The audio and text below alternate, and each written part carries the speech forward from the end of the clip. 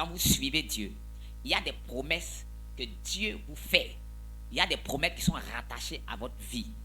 Mais ces promesses-là ne viennent pas comme ça de facto. Ces promesses viennent parce que vous découvrez des clés et vous les appliquez. Peu importe le type de personne que vous êtes, peu importe la qualité de personne que vous êtes, vous ne pouvez pas passer votre temps de 6h à 18h ou à 22h. Vous avez en face de vous une porte et vous passez votre temps à pleurer devant la porte. La porte ne s'ouvre pas parce que vous pleurez. La porte s'ouvre parce que vous avez la clé et ça vous demande 30 secondes. Le drame dans la vie de beaucoup de chrétiens, c'est qu'ils sont nombreux à être devant une porte qu'ils désirent voir s'ouvrir. Mais vous les voyez en train de pleurer devant la porte. On ne pleure pas devant la porte afin qu'elle s'ouvre. Même si vous êtes un homme de prière, vous êtes une femme de prière, vous ne priez pas devant une porte pour qu'elle s'ouvre. Vous cherchez la clé de cette porte, vous introduisez dans la serrure et 30 secondes sont suffisantes pour vous permettre d'avoir accès, n'est-ce pas, à cette porte. Le problème avec plusieurs chrétiens, c'est qu'ils font l'amalgame.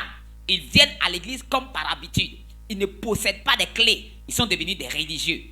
Le but de ma prière, le but de ma prédication ce matin, c'est de te donner des clés. Pour que tu ne sois pas comme un insensé. Les insensés se mettent à pleurer devant une porte, espérant qu'en gémissant, en étant en train de gêner devant la porte va s'ouvrir.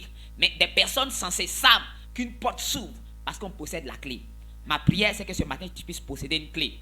Une deuxième chose, c'est d'introduire la clé dans la cellule et puis tourner. Amen.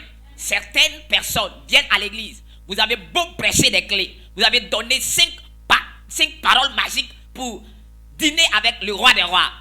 18 principes pour souper avec le prince. Donnez plein de clés. Ils rentrent chez eux, ils oublient les clés.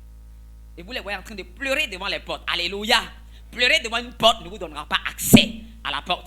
Il y a une seule chose que vous devez posséder la clé. Ensuite, vous devez introduire la clé dans la serrure et puis tourner. Je prie et je prophétise sur votre vie que vous ne soyez pas une personne insensée.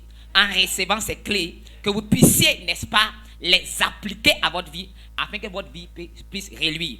Jésus a dit ceci, je crois qu'il a raison. Il dit, si vous savez ces choses, vous êtes heureux. Pour vous que vous les pratiquiez. Alléluia. Donc le fait de savoir ces choses n'est pas suffisant. Pourvu que vous les pratiquiez. Alléluia. Ma prière, c'est que tu reçoives les clés, que tu puisses les pratiquer. Alléluia. Alléluia. Donc suivre Jésus te donne droit à un certain nombre de promesses. Ne soyez pas des religieux. Qui viennent simplement comme ça. Non. Il y a que, quand vous donnez votre vie à Jésus, il y a des promesses qui sont rattachées à la vie chrétienne. Vous devez les recevoir. Mais pour les recevoir, vous devez, comme je l'ai dit là, recevoir des clés. Amen. Et l'une des clés que nous voulons étudier, que nous sommes en train de regarder, Dieu n'a pas promis de bénir tous ceux qui viennent à l'église. Non, Dieu ne l'a jamais fait. Dieu a fait une promesse. Effectivement, comme on peut le voir, il y a certaines promesses qui sont dans la parole de Dieu. Mais nous voyons une promesse particulière. La promesse du manger, la promesse du boire et la promesse des vêtements, donc de la couverture. Dieu dit dans sa parole que on ne doit pas s'inquiéter de cela. Dieu dit, ne vous inquiétez donc pas de ce que vous allez manger, de ce que vous allez boire, de ce dont vous serez vêtus. Il dit, ce sont les païens qui doivent s'inquiéter de cela. Pourquoi les païens doivent s'inquiéter de cela? Parce que les païens n'ont pas de père. Leur père, ce n'est pas Dieu. Donc Dieu dit, lorsque tu lui donnes ta vie, il devient de facto ton père. Et en ce qui concerne le manger, le boire, le dormir, c'est-à-dire la couverture, c'est lui qui s'en occupe. La preuve est que chez vous à la maison, vos enfants ne s'inquiètent pas du manger, du boire et de la couverture. Lorsque vous devenez un enfant de Dieu, Dieu s'inquiète de votre manger, de votre boire et de votre couverture. Donc il dit, ne vous inquiétez pas, ne dites pas que mangerons-nous, que boirons-nous, de quoi serons-nous vêtus. Il dit, ces choses, ce sont les païens qui doivent les rechercher. Donc première chose, c'est que lorsque vous donnez votre vie à Jésus, vous devez bénéficier du manger, du boire et du dormir, donc de la couverture. Dieu vous le doit. Vous comprenez ce que je dis? Il dit, ces choses, ce sont les païens qui les recherchent. Les paroles que je suis en train de prononcer, que je suis en train de dire maintenant, ce n'est pas moi qui les ai dites.